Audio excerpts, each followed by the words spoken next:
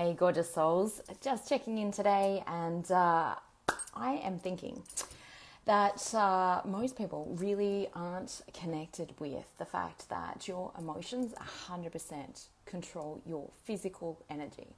And if you don't believe me, just think about a time where you felt sad, or you felt apathetic, or you felt powerless. How much energy have you had in your physical body? This is one of the biggest things that so many people just don't actually make the mental connection to. And being able to really understand how to master your emotions is absolutely critical when it comes to dealing with things like exhaustion and fatigue. Often when we're in extreme fear, extreme anxiety, or even depression, all of those states are driving up and ramping the nervous system on a very biological level. They're producing more cortisol, they're producing more adrenaline in the system, and they're basically putting the body into a hypervigilant state. And what this actually does then is have us on a high alert. When you're on high alert, your ego survival mind is starting to look at all the negatives. It's starting to look at and focus on what could go wrong, what is wrong, what might be wrong, all of those things. And the more that we do that, of course, then we start to get a bit of momentum around that. So if you think, how you feel in your physical body, when you're stressed, when you're worried, where you're constantly in that fight, flight response, or go, got to get things done, and the mind is racing, think about how much physical energy that you have left at the end of the day. Now, of course, nutrition definitely plays a part in this. There's several other things that play a part in this. But in fact, your emotions drive so much of your physical energy. You think about when you feel joy, when you feel happiness, when you feel excitement. Now, most people say, well, if I was feeling better in my body, then I could access those emotional states. But the same is actually true. You can actually access those emotional states without first feeling good in your physical body, but then later on that will, and by later on I'm meaning literally within minutes, you will start to shift your energy in a very physical way. And the more that we do that, the lighter we feel, the more relief we feel, the more joy we feel, the more happiness we feel. Literally, because once you move your energy up from feelings of, exhaustion or depression, powerlessness, rage, any of those things, and I have very specific ways that I work with my clients on and teach them the skills and the tools on how to do that. Hey Helen, great to have you on, darling. Please say hi if you're jumping on here. Facebook's not been very generous with me lately in terms of telling me who's on and who's not. So would love to say hi to you if you've just jumped on. But like I was saying, being able to move up from, those states of overwhelm, those states of frustration, where things keep happening, things keep showing up, and being able to move above the energy of courage or into the energy of courage, it literally opens the torus field. It opens the heart field, which means that now you're able to expand your energy, and it's measured like literally scientifically.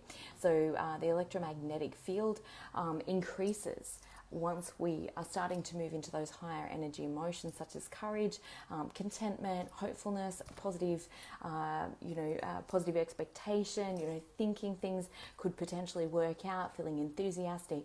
But even thinking about that in your body, if you can remember a time where you felt excitement, joy, happiness, all of those things.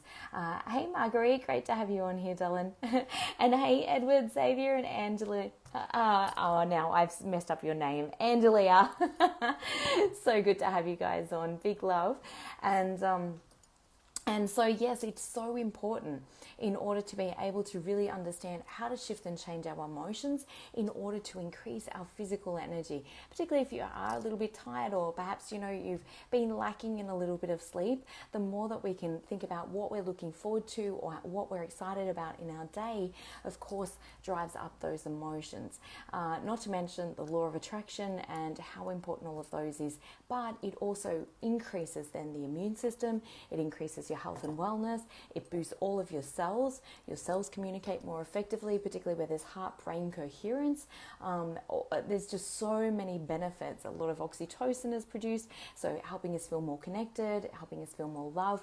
All of those things are huge benefits of really being able to understand how your emotions are actually driving your physical state and continuing to drive that physical state on an ongoing basis. Because let's be honest, honest, most of us are pretty habitual in the emotions that we experience every single day.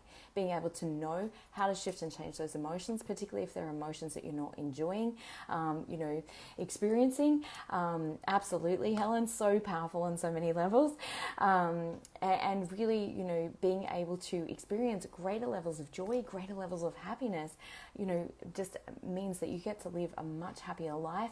Plus, we get to teach these skills and tools to our kids, which is most important for them to live a healthy, happy, and joyous life. And often, the happier that we feel, it is deeply linked not only to having great relationships, but also to being more successful in life as well, in whatever way that you determine it. Of course, success can mean lots of different things to lots of different people. So if you're wanting to find out more about either being able to increase your physical energy, which of course is super, super important. And like I said, the two are really interlinked. When we're feeling great in our physical body, it is so much easier to feel good emotionally. But equally, when you're able to shift your emotions, you will find a huge shift in your physical energy as well. And if you're not sure about that, just experiment with that. Sit down, tickle the kids, have a good laugh, check in, see how you're feeling physically, whether you're still as tired as what you were at the end of the day, or think about the things that are worrying you or stressing you, and see how quickly that your physical energy plummets and how quickly our motivation to get other things done decreases. So it is huge impacts, obviously. Always finish with the brighter one, with the happier one. So go back to feeling, tickling and having fun. But really, really important, guys. Cannot stress this enough. It literally changed my life. It really, honestly, helps the body to heal itself in so many incredible ways. And some great books about that. Heal Your Body. There's also The Secret Language of the Body, which really discusses the patterns of disease that play out within the physical body when there's particular emotional or habitual emotional mental patterns playing out as well. So some really great resources there. But if that is you and you're experiencing those things at the moment, please reach out, send me a message, and let's book in a time to chat and go from there and see if and how I might be able to help you. Have an amazing day. Bye.